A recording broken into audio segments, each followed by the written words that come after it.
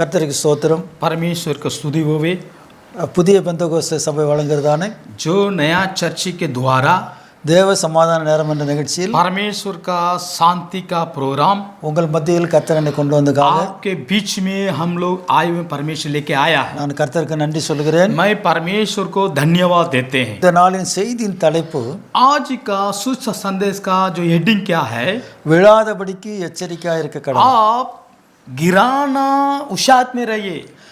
1 கொரிந்தியர் 10 அதிகாரம் 12 வசனம் இப்படி சொல்லுகிறது. पहला कोरिन्थियन 10 अध्याय इसमें 11-12 यही बताती है, இப்படி இருக்க தன்னை நிற்கிறவன் என்று எண்ணுகிறவன் விழாதபடிக்கு எச்சரிக்கையாய் இருக்க கடவன். இப்படி இருக்க தன்னை நிற்கிறவன் என்று எண்ணுகிறவன் जब ऐसा खड़ा होने वाला अपना स्वयं में खड़ा है ऐसा मत सोचो, விழாதபடிக்கு नहीं गिराना, எச்சரிக்கையாக இருக்க கடவன். उशात में रहिए। 11 வசனம் இப்படி சொல்லுகிறது. 11 में यही लिखा गया है, இவைகள் எல்லாம் ये सब कुछ திருஷ்டாந்தங்களாக அவர்களுக்கு சம்பவித்தது. दृष्टांत के लिए उसको दिया गया है, உலகத்தின் முடிவு காலத்தில் உள்ள जब दुनिया का अंत तक நமக்கு எச்சரிப்பு உண்டாகும்படி अपना के लिए वो वायदा दिया था, எழுதப்பட்டும் இருக்கிறது. वो लिखा गया है। உலக பிரகாரமான மனுஷர்கள் संसार के द्वारा मनुष्य लोग தங்கள் மேன்மையான காரியங்களை குறித்து अपना घमंड से பெருமை பாராட்டுவார்கள், अपना घमंड करते हैं, உயர்வாய் பேசுவார்கள், वो घमंड से बात करते हैं, என்னென்ன காரியங்களை பெருமையாக பண்ண முடியுமோ அதெல்லாம் செய்வார்கள். जैसा ऐसा करना है घमंड से करते हैं। ஆனால் ஆவிக்குரியலாகிய நம்முடைய வாழ்க்கையில लेकिन आत्मिक के हमारा जीवन में கர்த்தர் நம்ம எந்த அளவுக்கு உயர்த்தினாலும், परमेश्वर कब तक हमको ऊंचा करेंगे, எந்த அளவுக்கு மேன்மைப்படுத்தினாலும், जैसा महिमा करेंगे, எந்த அளவுக்கு ஆசீர்வதித்தினாலும், जैसा परमेश्वर आशीर्वाद देते हैं, இவைகள் எல்லாம் ये सब कुछ கர்த்தரால் வந்தது என்று நாம் சொல்ல வேண்டும். परमेश्वर के द्वारा आया है, हम बोलना है। இன்றைக்கு அநேக ஆவிக்குரிய காரியத்துல आज भी हम देख रहे हैं आत्मिक का लोग விசுவாசிகளானாலும் ஊழியரானாலும் जो सोचेगा विश्वासी अगर परमेश्वर दास लोग भी அப்படி அவர்களுக்குள்ள ஒரு எண்ணம் வருகிறது. वैसा ऐसे एक घमंड का चीज आ रहे हैं, எனக்கு நன்றாக பாட தெரியும், मैं अच्छा गाना गाते हैं, நன்றாக ஜெபம் பண்ண தெரியும், मैं अच्छा प्रार्थना करते हैं, நான் ரொம்ப பக்தியா இருக்கிறேன், मैं बहुत भक्तिमान है, நான் நன்றாக வேதம் வாசிக்கிறேன், मैं बहुत अच्छा बाइबल पढ़ रहे हैं, நான் நன்றாக ஊழியம் செய்கிறேன், मैं बहुत अच्छा सेवा कर रहे நான் हैं, நன்றாக சபைக்கு போகிறேன், मैं अच्छी तरफ कलिशा जा रहे காணிக்கை தசமபாகம் கொடுக்கிறேன், हैं, मैं दसमान दे रहे हैं, நான் விழுந்து போக மாட்டேன் लेकिन वो सोच रहे हैं हम नहीं गिर पाएंगे। என்று மனதுக்குள்ள மேன்மையான எண்ணங்கள் உருவாகும். ऐसे आपके मन में एक घमंड चीज आएगा।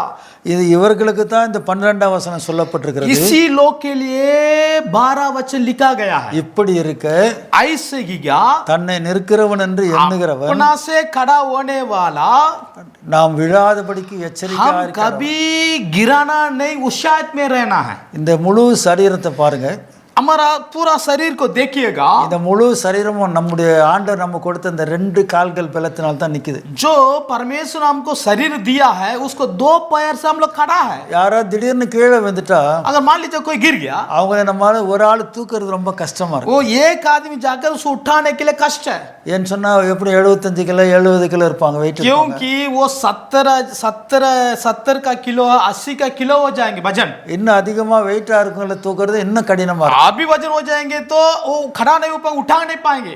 இந்த 75 கிலோ 80 கிலோ சரீரம் जो 27 का किलो जो 80 का किलो இந்த 2 கால்கள் மூலமாக அந்த பலத்தினால நிற்க वो வைத்திருக்கிறார். शरीर में बहुत वेट वजन हो जाता है, लेकिन पैर के द्वारा वो खड़ा हो जाते இந்த हैं। கால்கள் மூலமாக அந்த சரீரத்தை தாங்கக்கூடிய பலனை ஆண்டவர் கொடுத்திருக்கிறார். जो शरीर इतना भारी है उसको देखने के लिए सहारा करने के लिए 2 पैर परमेश्वर दिया है। இந்த கால்கள் தள்ளாடும் போது ये पैर गिरने समय में இந்த சரீரம் கீழே விழுந்துரும். वो शरीर गिर जाता है। அதான் வேதம் சொல்லுகிறது, தள்ளாடுகிற முழங்கால்களை அவர் என்ன பண்ண மாட்டார், इसीलिए बाइबल ये बताती है गिरने वाला पैर को அவர் தள்ளிவிட மாட்டார். कभी परमेश्वर छोड़ते नहीं है। மங்கி எறிகிற திரியை அணைக்க மாட்டார். जो अगल है वो जलते हैं।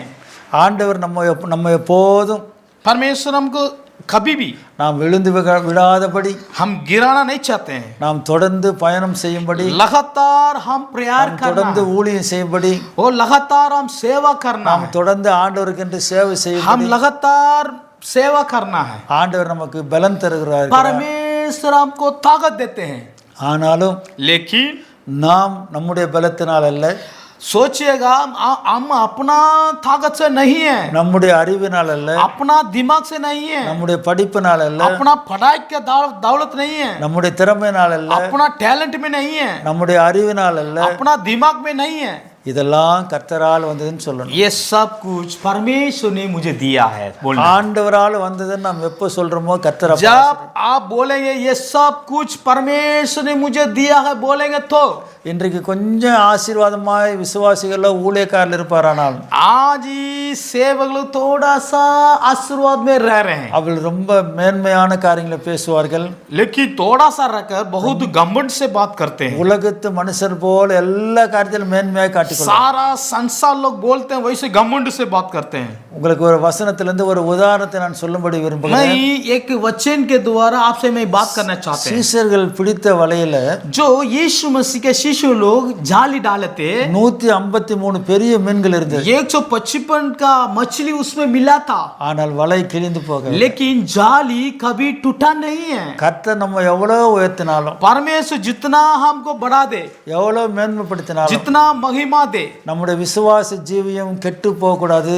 लेकिन हमारा विश्वास खराब नहीं होना है। நம்முடைய விசுவாச ஜீவியத்தில் நாம் விழுந்து போக கூடாது. हमारा विश्वास के कभी गिरना नहीं है। அதனால தான் வேதம் சொல்லுகிறது, इसीलिए बाइबल बताती है விழாதபடிக்கு எச்சரிக்கையா இருக்க. कभी आप गिराना नहीं है, आप उशात में रहिए। நீங்க விழாம எச்சரிக்கையா இருக்கணும்னா கவனமா நடக்க. कभी आप गिरना नहीं, उशात में नहीं है, एकदम ध्यान से रहिए। சில சின்ன பிள்ளைங்களை பார்த்தீங்கன்னா एक छोटा बच्चा को ले लीजिएगा, அவங்க நடக்கும்போது நடக்க பழகும் போது वो चलने समय में அவங்க விழுந்து விழுந்தா எழுந்து நடப்பாங்க. कभी कभी छोटा बच्चा प्रयास से चलने में गिर जाते हैं। ஒரு கல்யாணம் பண்ற வயசு வந்த ஒரு வாலிப பையன் விழுந்து விழுந்து எழுந்து நடந்தா जब शादी का उम्र आ गया वो लड़का गिर जाता तो அது உலகம் ஏத்துக்காது. वो इंसान लोग उसको सहारा नहीं देंगे। ஏன்னா அவன் வளர்ந்துட்டான், வளர்ந்த மனுஷன் ஆயிட்டான். क्योंकि वो बड़ा लड़का हो गया है, அவன் சரீரம் வளர்ந்து விட்டது. उसका शरीर बढ़ गया है, அவன் வயது 20-25 வந்துட்டான். उनका उम्र है 20 का 25 तक आ गया है। அவன் இன்னும் சின்ன குழந்தை போல விழுந்து விழுந்து எழுந்து நடந்தான்னா जब वो गिर के खड़ा होता तो அது ஜனங்க பார்த்து கிண்டல் பண்ணுவாங்க, பரியாசம் பண்ணுவாங்க. इंसान लोग क्या करते हैं उसको देखकर मजाक करेंगे, मजाक उड़ाएंगे। நான் ரெண்டு ராஜாக்களை ஞாபகப்படுத்தும்படி விரும்புகிறேன். मैं 2 राजा को आपको याद करने चाहता हूं। 2 சாமுவேல் 7ஆம் அதிகாரம் 29ஆம் வசனம் இப்படி पहला சொல்லுது, सामुएल 7 अध्याय 19 ये करती है, இப்போதும் உமது அடியானின் வீடு என்றென்றைக்கும் உமக்கு முன்பாக இருக்கும்படி அதை ஆசீர்வதித்தருளும். இப்போதும் அது அடியான் வீடு என்றென்றைக்கு இருக்கும்படி அதை ஆசீர்வதித்தருளும். 29 ஆண்டவராகிய தேவரீர் அதை சொன்னீர். அது கர்த்தராகிய ஆண்டவரான தேவரீர் அதை சொன்னீர். உம்முடைய ஆசீர்வாதத்தினாலே உம்முடைய அடியானின் வீடு என்றென்றைக்கும் ஆசீர்வதிக்கப்பட்டிருப்பதாக. ஆமென். உம்முடைய ஆசீர்வாதத்தினால உம்முடைய அடியானின் வீடு என்றென்றைக்கும் ஆசீர்வதிக்கப்பட்டிருப்பது. 29 में यही लिखा गया है, परमेश्वर का अनुग्रह से हमारा घर का आशीर्वाद निरंतर रहना चाहिए। அவன் தாவீது ராஜா அந்த அரண்மனை கட்டி வீட்டெல்லாம் கட்டி दाऊद राजा बिल्डिंग बनाया, घर बनाया। அவன் சொல்லுகிற வார்த்தை, ये क्या बोलते राजा, ஆடுகளின் பின்னால் அலைந்து திரிந்த என்னை जब बकरी के पीछे मैं घूमते रहा था, இஸ்ரவேல் மேல் ராஜாவாக மாற்றினதற்கு लेकिन परमेश्वर आज हमको इस्राएल के राजा बना दिया। நான் எம்மாத்திரம், मैं कैसा परमेश्वर समुख में, என்னுடைய வீடு எம்மாத்திரம், मेरा घर कैसा परमेश्वर समुख में, இவையெல்லாம் உம்மால வந்தது என்று ये சொன்னார். सब कुछ परमेश्वर ने दिया है बताया। இன்னொரு ராஜா குறித்து தானியேல் புஸ்தகத்தில் நாம் வாசிக்கிற கேட்போம். अब दानियल राजा यही भी बताया दानियल पुस्तक में, நேபுகாத்நேச்சார் சொல்லுகிறான், जो नेबुकदनेस्सर यही कहा था 4ஆம் அதிகாரம் 30ஆம் வசனத்துல 4 अध्याय दानियल 4 अध्याय 30 में यही लिखा गया था।